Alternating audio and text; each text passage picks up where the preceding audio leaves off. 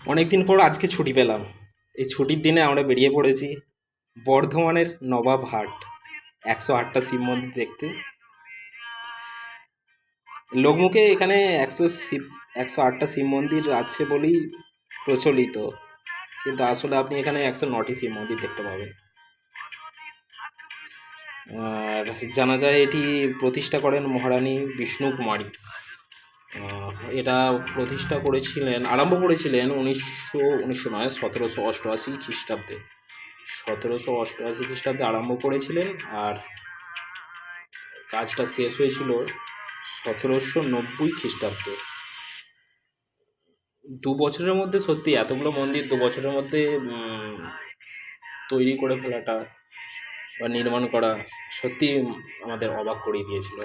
সেই কারণেই আর একটু দেখতে যাওয়ার পরিকল্পনা অনেক দিন আগে থেকেই চলছিল আমাদের। তো আজ ছুটির দিনে বেরিয়ে পড়লাম। যদিও আর মন্দিরের শেষ বলে কিছু হয় না, আমরা এখনও গিয়ে দেখলাম এখনও কিছু কাজ চলছে। আরও নতুন কিছু পরিকল্পনা আছে হয়তো মন্দির কর্তৃপক্ষের, নতুন কিছু নির্মাণ চলছে। আমি এটাই বলবো, অবসর সময়ে আপনারাও যান, ঘুরে আসুন, দেখে আসুন। সত্যি একটা ভালো লাগার মতো জায়গা।